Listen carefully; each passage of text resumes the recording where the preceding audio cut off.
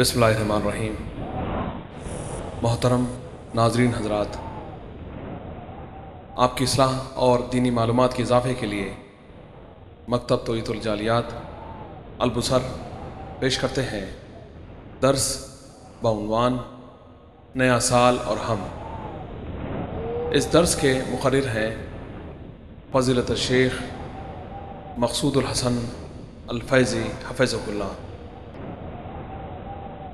اعوذ باللہ من الشیطان الرجیم۔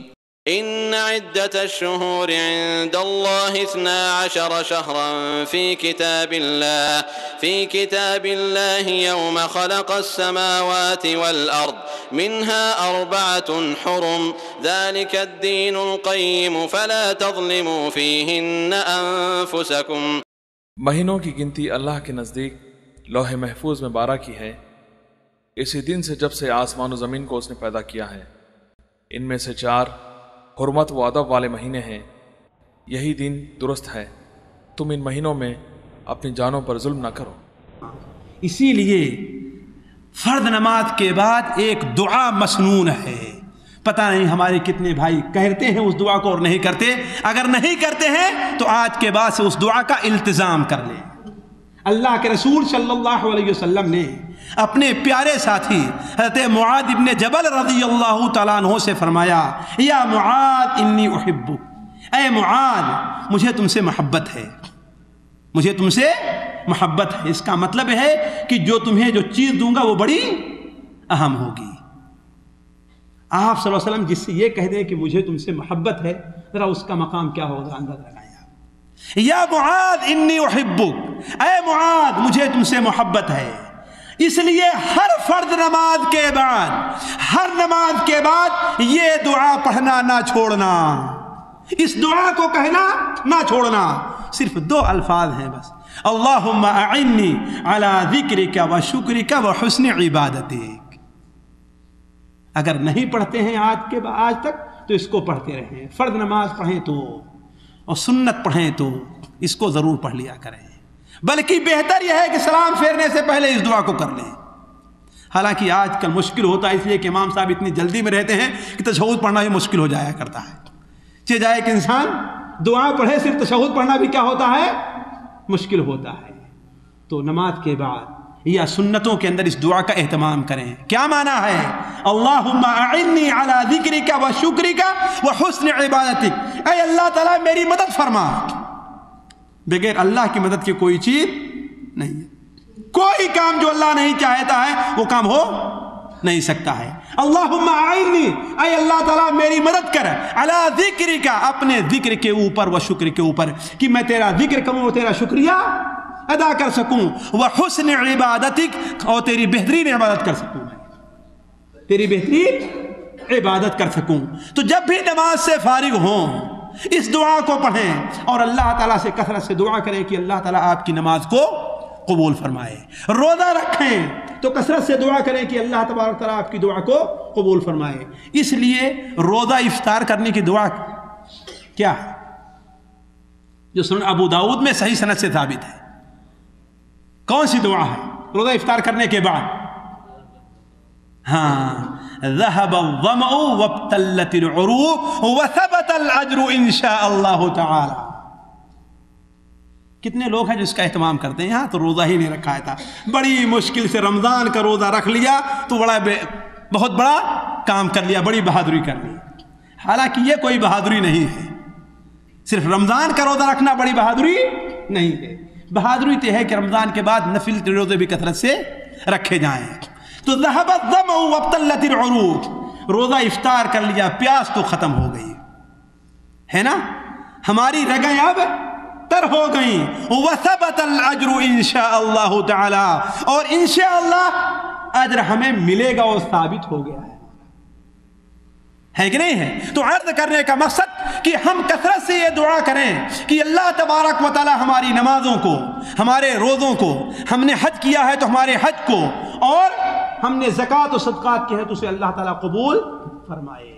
یہ دوسرا کام ہمارا ہونا چاہیے ان لوگوں کے لیے جن لوگوں نے یہ کام کیا ہے، اور جو لوگ اس سے کوتاہ رہے ہیں ان سے سلسلے میں چند باتیں بعد میں رکھیں گے۔ تیسرا کام یہ ہونا چاہیے کہ ان اعمال کو برباد کرنے والی جو چیزیں ہیں اس سے پرہیز کیا جائے، ہے کہ نہیں؟ اگر آپ شوگر کا مریض ہے، ڈاکٹر اسے ایک دوا دیتا ہے، کہتا ہے کہ لو اسے کھاؤ، البتہ جو ہے شوگر کھانے سے اور وہ چیزیں پینے اور کھانے سے جو شوگر کو پیدا کرتے ہیں اس سے بچتے رہنا۔ لیکن ایسے بعض مریضوں کو ہم نے دیکھا ہے کہ جو پرہیز نہیں کرتے وہ زندگی بھر آرام نہیں پاتے، حتیٰ کہ اپنی آنکھوں کی بینائی بھی کھو بیٹھے، اپنے ہاتھ پیر کی طاقت کو بھی کھو بیٹھے ہیں۔ کیوں؟ اس لیے کہ انہوں نے پرہیز نہیں کیا۔ وہ پرہیز، وہ کام جو اس علاج اور دوا کے اثر کو باقی رکھنے والا ہے، وہ کام انہوں نے نہیں کیا، بلکہ جو دوا کے اثر کو باطل کرنے والا اور بیکار کرنے والا کام ہے وہ کام وہ کرتے رہے تو یہ دوا اس کے کسی کام نہیں آئی۔ اسی لیے مسدس حالی کے اندر علامہ حالی نے کیا رکھا ہے، کیا لکھا ہے؟ ایک وقت تھا مسلمانوں کہ مسلمان کثرت سے مسدس حالی اور شاہنامہ اسلام جیسی کتابیں پڑھا کرتے تھے، اور آج فلمی گانے لوگوں کو یاد ہوں گے لیکن مسدس حالی کوئی شعر یاد نہیں ہوگا۔ پوچھ لیجئے کتنے لوگ مسدس حالی یاد ہے اور شاہنامہ یاد ہے، اور فلمی گانے کتنے لوگوں کو یاد ہے؟ شاید ہی کوئی ہو جسے کوئی نہ یاد ہو، جس کو کوئی فلمی گانا نہ آتا ہو، بچے ہیں تو، بڑے ہیں تو، چھوٹے ہیں تو، ہے کہ نہیں؟ یہ اس کا مطلب یہ ہے کہ دین کی راہ سے ہم اور ہمارا ماحول اور ہمارا معاشرہ بالکل بھٹکتا جا رہا ہے۔ علامہ حالی نے کیا کہا ہے؟ کسی نے یہ بقرات سے جا کے پوچھا مرض تیرے نزدیک مہلک ہے کیا؟ وہ کون سا مرض ہے جو خطرناک ہے؟ تو اس نے کیا کہا؟ نہیں ہے مرض کوئی دنیا میں ایسا کہ جس کی دوا حق نے کی ہو نہ پیدا۔ اللہ کے رسول کی حدیث ہے، ما انزل اللہ داء الا انزل له الشفاء۔ اللہ تعالیٰ کوئی بھی بیماری ایسی نہیں پیدا کی ہے جس کی شفا نہ ہو۔ ایڈز کی بیماری ہی کیوں نہ ہو، اس کا بھی علاج اللہ تعالیٰ نے پیدا کیا ہے۔ کینسر کی بیماری کیوں نہ ہو، اللہ نے اس کا بھی علاج، اللہ نے اس کا علاج بھی پیدا کیا ہے۔ لیکن جو جانتا ہے وہ جانتا ہے، جو نہیں جانتا وہ نہیں جانتا۔ واللہ بعض سچے واقعات ایسے آئے ہیں کہ اللہ تعالیٰ نے ایسے کینسر کے مریضوں کو شفا دی ہے جن کے علاج سے ساری دنیا کے ڈاکٹر عاجز آ گئے تھے۔ اللہ نے ایسے ایڈز کے مریض کو بھی شفا دی ہے جس کے بارے میں ساری دنیا کے ڈاکٹر آج یہ کہتا ہے کہ اس کا علاج ابھی تک ایجاد نہیں ہوا ہے، لیکن اللہ نے شفا اور اس بیماری کا علاج پیدا کیا ہے، اللہ تعالیٰ نے اس کو چھوڑا نہیں۔ تو نہیں ہے مرض کوئی دنیا میں ایسا کہ جس کی دوا حق نے کی ہو نہ پیدا، مگر وہ مرض جس کو آسان سمجھیں، مگر وہ مرض جس کو آسان سمجھیں، مگر وہ مرض جس کو آسان کہے جو طبیب اس کو ہذیان سمجھیں، جو ڈاکٹر کہتا ہے اس کو بیکار سمجھیں۔ ارے یہ تو ڈاکٹروں کی بات ہے، کھاؤ پیو کتنے دن زندہ رہنا ہے، کہتے ہیں نا جتنے دن زندہ رہنا زندہ رہو گے ہی، چاہے پرہیز کرو یا پرہیز نہ کرو، کہتا ہی نہیں کہتے ہیں لوگ، جتنا دن تمہیں زندہ رہنا اتنے دن زندہ رہو گے، چاہے پرہیز کرو یا پرہیز نہ کرو۔ تب کیوں زبردستی اپنے اوپر ظلم کرو کہ ایک چیز کھانے کا تمہارا جی کہہ رہا ہے اسے نہیں کھاتے ہو، کھائے جاؤ، جب موت آئے گی دیکھا جائے گا۔ تو مگر وہ مرض جس کو آسان سمجھیں، کہے جو طبیب اس کو ہذیان سمجھیں، دوا اور پرہیز سے جی چرائیں، یوں ہی رفتہ رفتہ مرض کو بڑھائیں، دوا اور پرہیز سے جی چرائیں، یوں ہی رفتہ رفتہ مرض کو بڑھائیں، طبیبوں سے ہرگز نہ مانوس ہوں وہ، یہاں تک کہ جینے سے مایوس ہوں وہ، ہے کہ نہیں؟ تو عرض کرنے کا مقصد یہ ہے کہ جو نیک عمل انسان کرتا ہے اس عمل کو برباد کرنے والی چیزیں کیا ہیں، اس سے انسان کو پرہیز کرنا چاہیے۔ اگر پرہیز نہیں کیا تو اس نیک عمل کا کوئی فائدہ نہیں ہے۔ اور عمل کون کون سے ہیں جو برباد کرتے ہیں اس کی طرف مختصر اشارہ ہے۔ پہلی بات تو یہ ہے کہ انسان فواحش کا ارتکاب نہ کرے، بڑے بڑے جو گناہ ہیں ان سے پرہیز کرتا رہے۔ اللہ تعالیٰ فرماتا ہے ان تجتنبوا کبائر ما تنہون عنہ نکفر عنکم سیئاتکم وندخلکم مدخلا کریما۔ اگر تم لوگ ان بڑے بڑے گناہوں سے بچتے رہو گے، جس سے تمہیں روکا گیا ہے۔ شرک سے تم بچتے رہے، کفر سے تم بچتے رہے، زنا سے تم بچتے رہے، چوری سے تم بچتے رہے، غیبت سے تم بچتے رہے، سود کھانے سے تم بچتے رہے، یتیموں کا مال کھانے سے تم بچتے رہے، والدین کی نافرمانی کرنے سے تم بچتے رہے، حتیٰ کہ جتنے بڑے بڑے گناہوں سے تمہیں منع کیا گیا ہے ان سے اگر تم بچتے رہے تو کیا ہوگا؟ تمہیں دو بدلہ ملنے والا ہے۔ ایک بدلہ تو یہ ہے نکفر عنکم سیئاتکم، ہم تمہارے چھوٹے چھوٹے گناہوں کو معاف کر دیں گے۔ یہ کس کا وعدہ ہے؟ اللہ تعالیٰ کا۔ اللہ تعالیٰ کا وعدہ جھوٹا نہیں ہے۔ ان تجتنبوا کبائر ما تنہون عنہ نکفر عنکم سیئاتکم، ہم تمہارے چھوٹے گناہوں کو معاف کر دیں گے، وندخلکم مدخلا کریما، اور تمہیں عزت کی جگہ میں ہم داخل کریں گے۔ کہاں؟ عزت کی جگہ کون ہے؟ جنت ہے۔ اسی لیے مسلم شریف کی وہ حدیث آپ ہمیشہ سامنے رکھیں کہ اللہ کے رسول صلی اللہ علیہ وسلم سوال کیا کہ اے لوگوں مفلس کون ہے؟ آپ نے کیا فرمایا؟ مفلس کون ہے؟ صحابہ نے عرض کیا ہے اللہ کے رسول ہم تو مفلس فقیر اسی کو جانتے ہیں جس کے پاس نہ روپے پیسے ہیں اور نہ سامان ہے اس کے پاس، یہی تو فقیر مانا جاتا ہے ہمارے یہاں۔ ارے یہ بیچارہ بڑا فقیر ہے، کیا مطلب ہے؟ یعنی اس کے پاس کچھ بھی نہیں ہے۔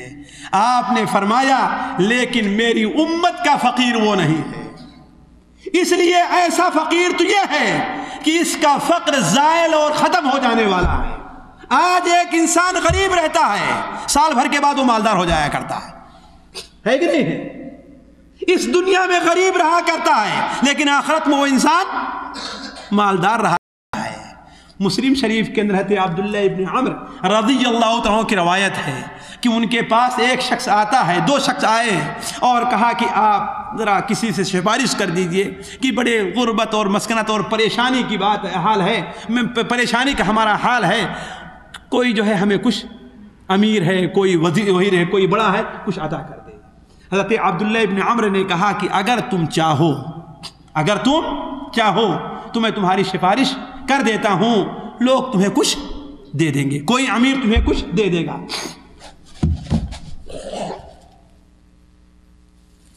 اور اگر چاہو تو صبر سے کام لو، اس لیے کہ ہم نے اللہ کے رسول صلی اللہ علیہ وسلم سنا ہے میری امت کے فقیر مالداروں سے 500 سال پہلے جنت میں جائیں گے۔ کتنا؟ 500 سال پہلے جنت میں جائیں گے۔ کیوں؟ اس لیے کہ انہیں کچھ حساب کتاب دینا نہیں رہے گا۔ تو یہ فقیری تو ایسی ہے جو ظاہر ہو جانے والی ہے۔ ہو سکتا ہے اس دنیا کے اندر فقیر ہے جو عارضی زندگی ہے اور آخرت کے اندر وہ سب سے مالدار لوگوں میں ہو، آخرت میں سب سے مالدار لوگوں میں ہو۔ تو آپ نے فرمایا لیکن میری امت کا فقیر وہ ہے جو دن قیامت میں نمازیں بھی لے کر کے آئے گا، روزے بھی لے کر کے آئے گا، زکوٰۃ بھی دے کر کے آئے گا، صدقہ اور خیرات بھی لے کر کے آئے گا، لیکن اس حال میں حاضر ہوگا کہ کسی کو گالی دیا ہے، کسی کو تھپڑ مارا ہے، کسی کی غیبت اور چغلی کی ہے، کسی کی عزت لوٹی ہے اور کسی کا خون کیا ہے، تو اللہ تبارک و تعالی اس کی نیکیوں کو جن کے ساتھ جو کچھ کیا ہے اللہ تعالیٰ وہ دیتا جائے گا۔ اسی لیے میں کہہ رہا ہوں کہ ان نیکیوں کے ثواب کو برباد کرنے والے اعمال کون ہیں، اس سے پرہیز کرنا بہت اور بہت ضروری ہے۔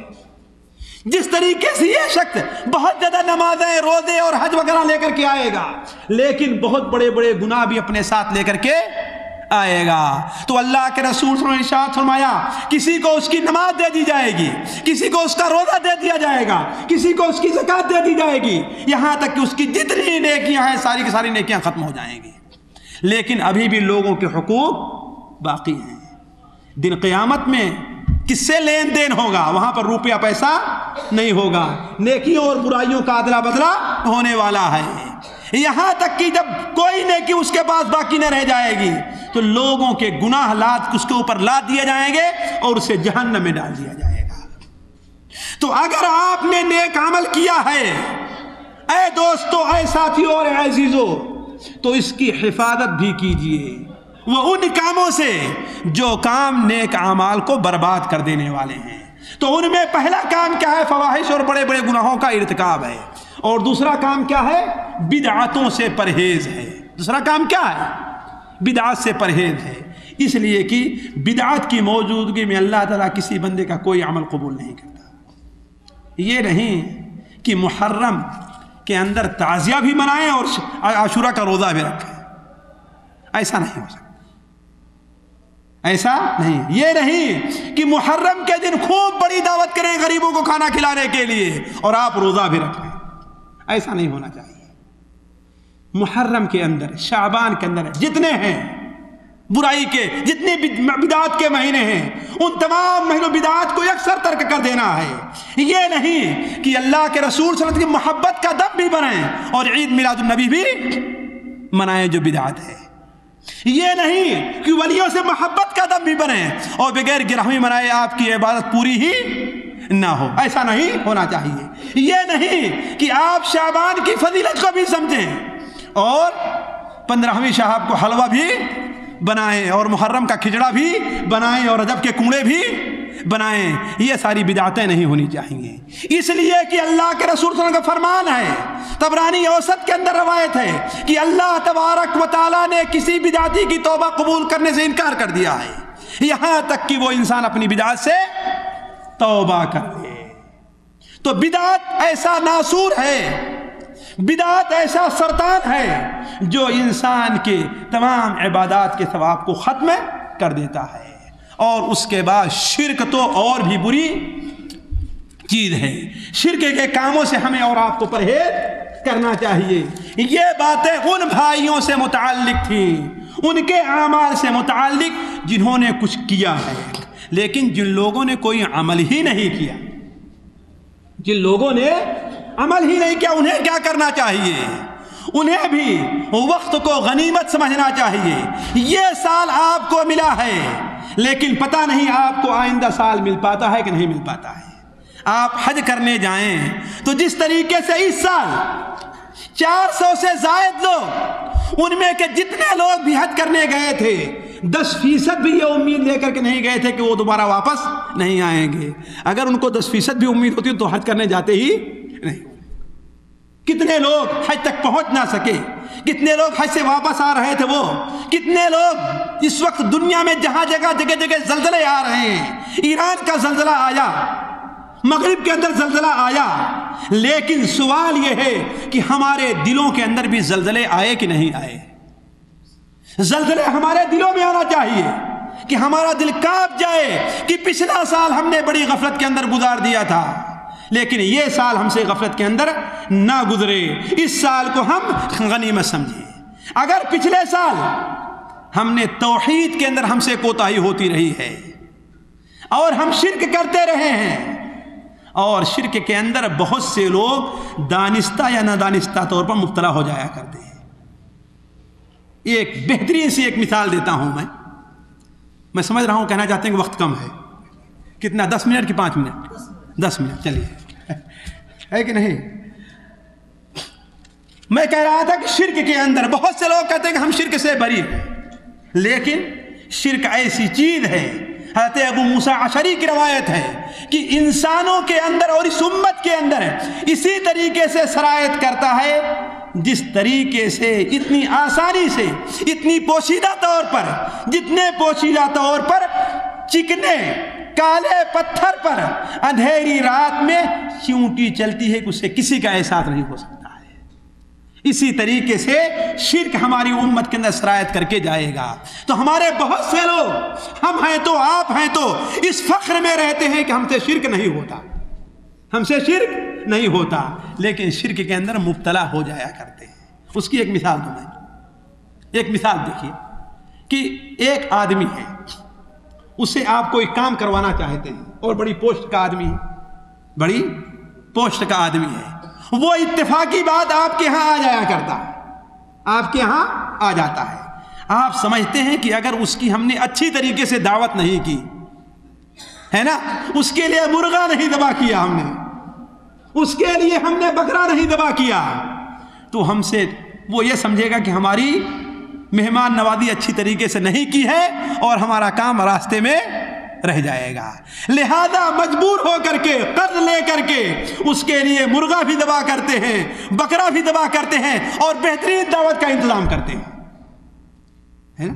اس کا مطلب یہ جو کچھ آپ نے خرچ کیا ہے کس کے لیے؟ اس کے خوف سے کیا ہے۔ شیخ صالح الفوزان نے کہا یہ بھی شرک کے اندر داخل ہے۔ کیوں؟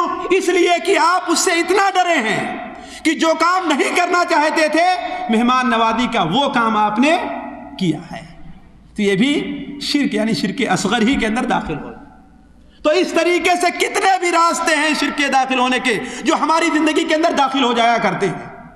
ہم تقریر کرنے بیٹھے، لوگوں کو تھوڑا سا دیکھا ہمارا دل نہیں لگا، لیکن دیکھا جتنے تھوڑے سے لوگ بڑی غور سے سن رہے ہیں، بڑے غور سے سن رہے ہیں، تو ہم اپنی تقریر کے اندر جان پیدا کرنے کے لیے کچھ اشعار پڑھنے لگے، کچھ قصے بیانے لگے، کچھ لطیفے چھوڑنے لگے تاکہ لوگ کہیں کہ مولانا نے بڑی اچھی تقریر کی ہے۔ یہ شرک ہے کہ نہیں شرک ہے؟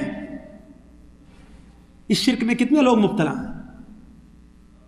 اچھے اچھے لوگ مبتلا ہیں۔ کسی جلسے کے اندر داخل ہوئے 2 مولویوں کو دعوت دی گئی ہے، وہاں پر 3 مولویوں کو دعوت دی گئی ہے۔ یہ مولویوں کی بات کر رہا ہوں تو سوچئے کہ عام لوگ تو اور بھی زیادہ اس کے اندر مبتلا ہو سکتے ہیں، ہے کہ نہیں ہے؟ 2 مولویوں کی دعوت ہے، دونوں میں سے ہر ایک چاہتا ہے کہ میری تقریر زیادہ جم جائے، ہوتا ہے کہ نہیں ہوتا ہے؟ ہر ایک کی خواہش میری تقریر زیادہ جمے، تو اس کا مطلب یہ ہے کہ یہ شرک اور ریا میں داخل ہوا کہ نہیں داخل ہوا؟ اور ریا میں داخل ہوا تو شرک ہے کہ نہیں شرک ہے؟ جی ہاں، شرک بڑا خطرناک ہے۔ اندھیری رات میں ساون اور بھادو کی جو اندھیری رات ہوا کرتی ہے، مشہور ہے ساون اور بھادو کی اندھیری رات، اس اندھیری رات میں کالے چکنے پتھر کے اوپر چیونٹی چلتی ہے جس آسانی کے ساتھ، اسی طریقے سے انسان کے اندر، مومن کے اندر شرک داخل ہوتا ہے۔ لیکن اس شرک سے بچنے کا علاج کیا ہے؟ ایک دعا میں ہمیشہ اپنے ساتھیوں سے کہتا ہوں، اس دعا کو آج سن لیجئے اور اس دعا کو کثرت سے آپ پڑھتے رہیں۔ وہ دعا کیا ہے؟ ہمارے نبی صلی اللہ علیہ وسلم نے کوئی چیز چھوڑی نہیں ہے۔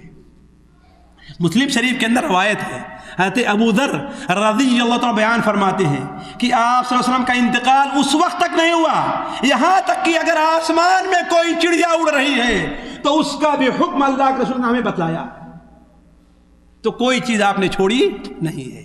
آپ کو معلوم تھا کہ میری امت کی اور انسان کی یہ کمزوری ہے، لہذا اس کا علاج بھی بیان کیا کہ اولاً تو انسان ہمیشہ اخلاص کو اپنے سامنے رکھے اور اللہ تعالیٰ سے دعا کرتا رہے کہ اللہ تعالیٰ اسے شرک سے محفوظ رکھے، اس لیے کہ بغیر اللہ تعالیٰ کی مہربانی اور مدد کے کوئی انسان دنیا کا کوئی کام نہیں کر سکتا ہے، نہ نیک کام نہ برا کام کوئی نہیں کر سکتا ہے کہ نہیں ہے؟ وہ دعا کیا ہے؟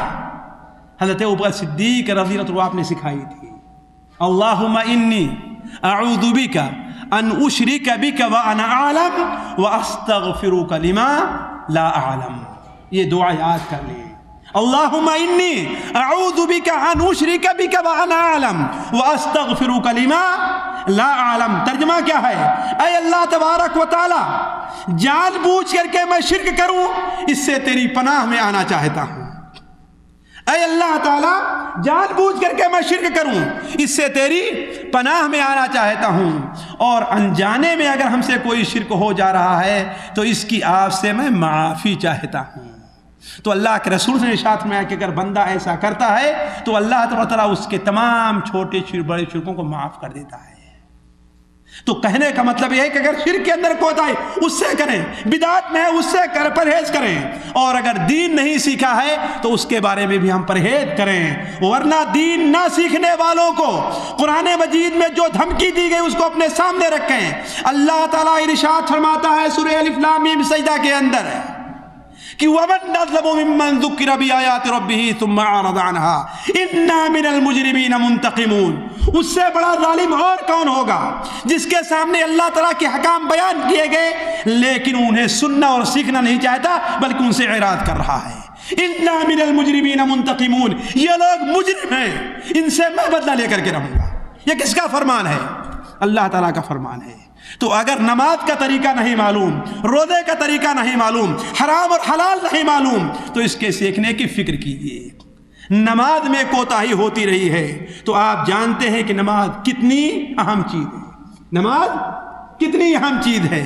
نماز کو سیکھنے اور نماز کے پڑھنے کا اہتمام کریں. نماز کے پڑھنے کا اہتمام کریں.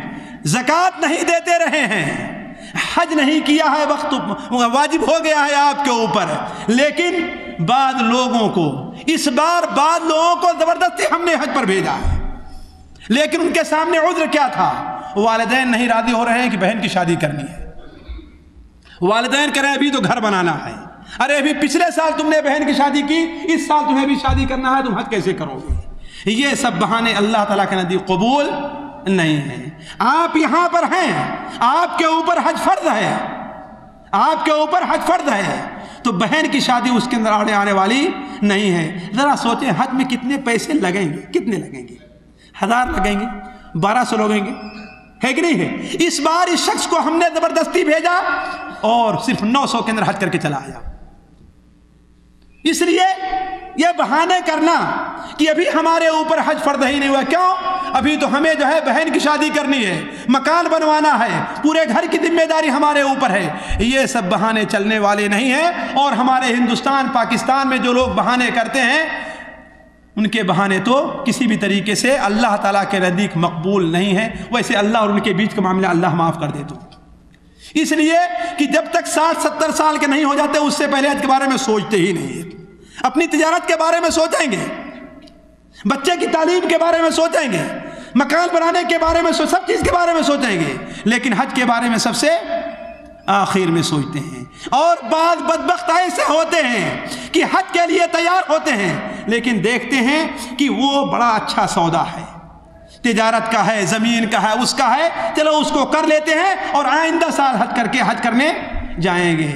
اور ایسے لوگ بھی میرے سامنے ہیں کہ ایسا کیا ہے انہیں, لیکن پھر دوبارہ حج کرنے کے اللہ نے انہیں توفیق نہیں عطا فرمائی ہے. تو عرض کرنے کا مقصد یہ ہے کہ اگر ہم سے کوتاہی ہوتی رہی ہے, شرک بدعات کے اندر ہم ملوث رہے ہیں, لوگ بتاتے لیکن اسے سیکھنا نہیں چاہا, اور دین کی باتیں سیکھنے کے اندر, نماز کے اندر, روزے اور حج اور زکوٰۃ میں اگر کوتاہی ہوتی رہی ہے تو اس سے ہم پرہیز کریں. پچھلے سالوں جو ہم سے کوتاہی ہوئی, اس سال ہم سے یہ کوتاہی نہ ہونے پائے. یہ چیزیں تھوڑی سی اور تفصیل چاہتی تھیں, لیکن وقت کی کمی کی وجہ سے میں اپنی بات کو ختم کر رہا ہوں. سبحانک اللہم و بحمدک اشہد ان لا الہ الا انت استغفرک و اتوب الیک. اب اگر کسی بھائی کے پاس کوئی سوال ضروری ہے تو کر سکتا ہے.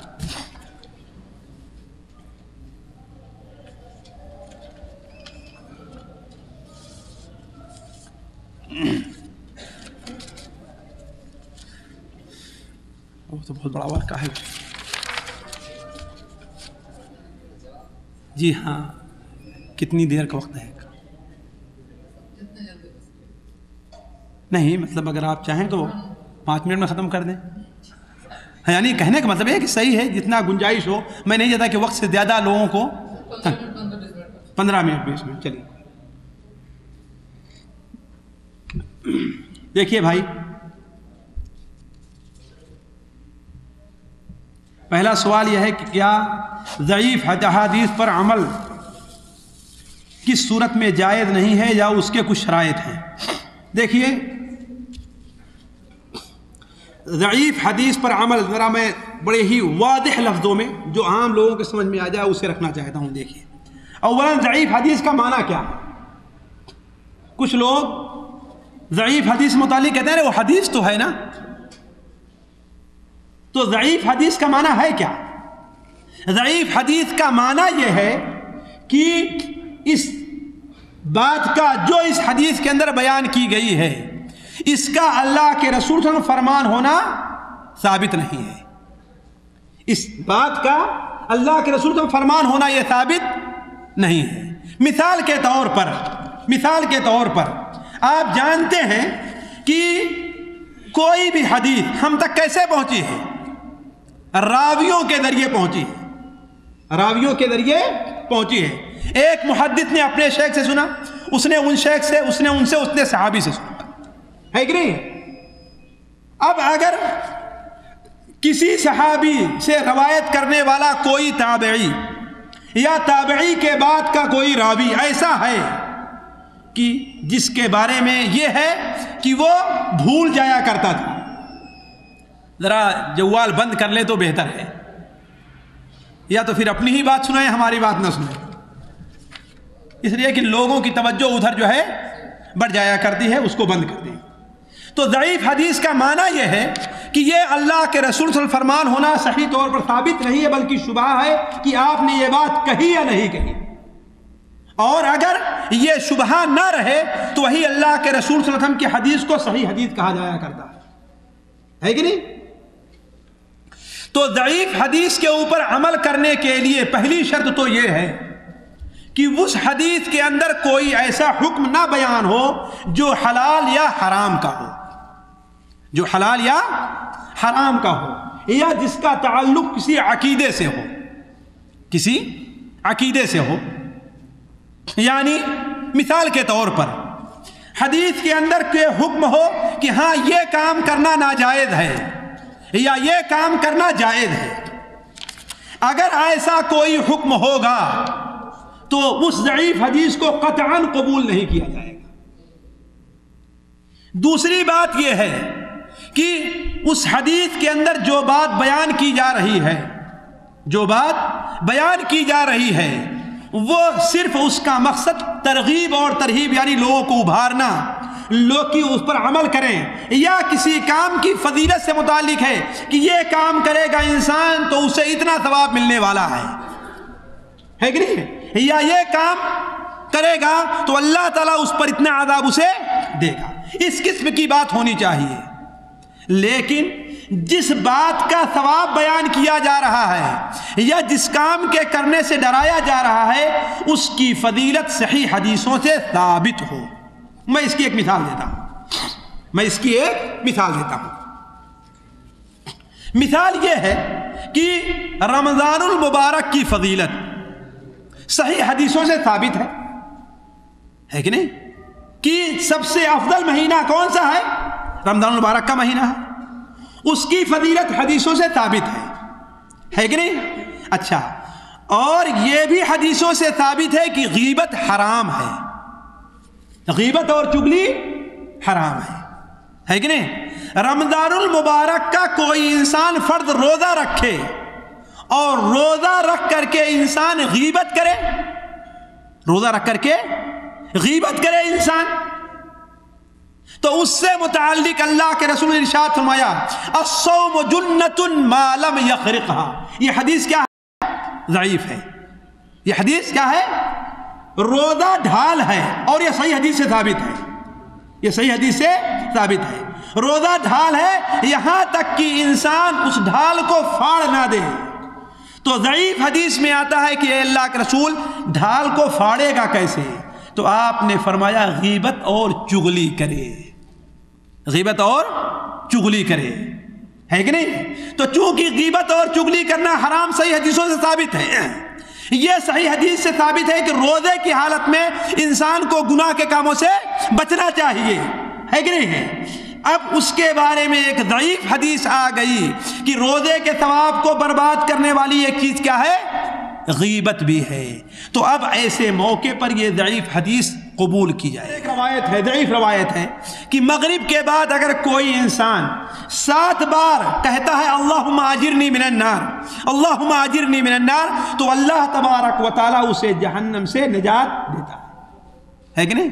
یہ حدیث ضعیف ہے، لیکن جہنم سے پناہ مانگنے کی حدیث بالکل ثابت ہے، جہنم کا عذاب بالکل ثابت ہے. لہذا اگر کوئی انسان یہ سوچ کر کے چلو یہ حدیث ضعیف ہے لیکن جہنم سے پناہ مانگنے کی باتیں اللہ تعالیٰ اللہ کے رسول صلی اللہ علیہ وسلم سے ثابت ہیں، لہذا اگر ہم اس سے جہنم سے پناہ اس طریقے سے مانگ لے رہے ہیں تو اس کے اندر کوئی حرج کی بات نہیں ہے. ٹھیک ہے نا؟ تو یہ بات دل میں ہونی چاہیے. دوسرا سوال یہ ہے کہ ران سطر میں داخل ہے کہ نہیں؟ جی ہاں، سطر میں داخل ہے. اللہ کے رسول صلی اللہ علیہ وسلم فرمان ترمذی شریف میں، اگر مجھ سے بھول نہیں ہو رہی ہے تو آپ نے فرمایا الفخذ عورہ، ران کیا ہے؟ شرمگاہ کے اندر داخل ہے. لیکن یہ بات ذہن میں رہے کہ جو شرمگاہ کا مقام اگلے اور پچھلے حصے کا ہے وہ ران کا نہیں ہے. جس طریقے سے جانتے ہیں کہ ہر واجب اور ہر حرام کے مختلف درجات ہوا کرتے ہیں. اسی طریقے سے اس سطر کے اندر بھی مختلف درجات ہیں. البتہ بغیر کسی ضرورت کے، بغیر کسی وجہ کے ران کو کھلا نہیں رکھنا چاہیے. اللہ کے رسول صلی اللہ علیہ وسلم علی سے فرمایا تھا کہ لا تنظر الى فقد حی ولا میت. اے علی، نہ تو کسی زندے کی شرمگاہ کی طرف دیکھو، نہ تو کسی مردے کی، ہے کہ نہیں؟ اسی لیے علماء نے کیا کہا ہے، نماز کے شرائط میں شرمگاہ کا چھپانا بھی ہے. کہاں سے کہاں تک؟ کہاں سے کہاں تک؟ ناف سے لے کر کے دونوں گھٹنوں تک، دونوں گھٹنوں تک. اچھا، کیا بیوی شوہر کا چھوٹا دودھ پی سکتی ہے؟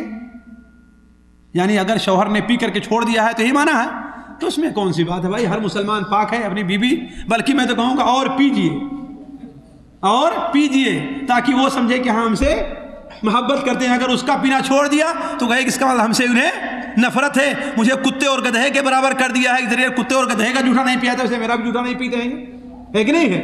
تو یہ تو میری تو نصیحت ہے کہ ہاں اسے ضرور پیجیے. تیسری بات، کیا وتر کے بغیر نماز عشاء ادھوری رہ جاتی ہے؟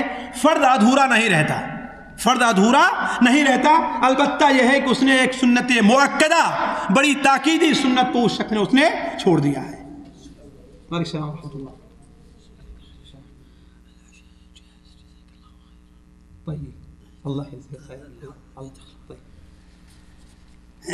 چلیے کچھ سوالات رہ گئے ہیں، انہیں جو ہے بات کے لیے رکھتے ہیں، اس لیے کہ جو ہے